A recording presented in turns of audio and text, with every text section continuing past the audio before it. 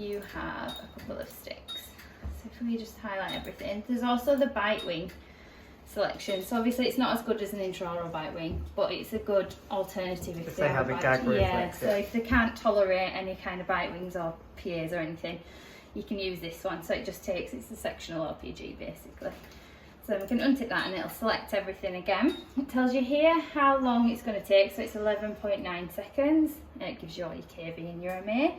So for the OPG, you've got your normal bite rest, which this is your chin rest that you'll probably use most, and then all your sticks are here.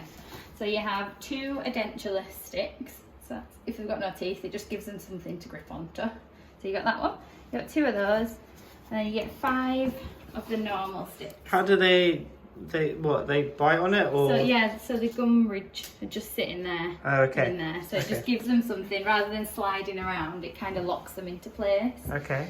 So then all your sticks just fit in, just like that. Chin goes on the chin rest, teeth obviously in the stick. This is your normal one, which you've probably used loads of times. You've also got a horseshoe shaped one. So if you want to, it's preferential, that one. It's completely up to you. If you have someone who struggles to get edge to edge, or they've got loads of crowding and the teeth are slipping, you can use this one instead. So it's up to you which one you want to use. So with the OPG, we just slide this on as normal.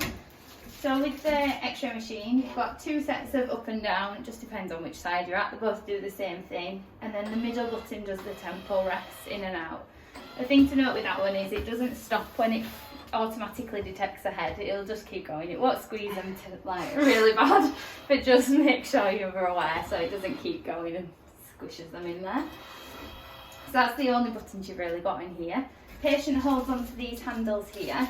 So when they're in the machine, all you're looking for is that they're stood up nice and straight. Just make sure the legs are obviously in line, because some people tend to come in and they're all hunched up. So just tell them to stand nice and straight, walk the feet in, relax the shoulders, and then bite in, chin onto here, teeth edge to edge into there. And then your temple rest will pull the head into the middle. You've got a midline here.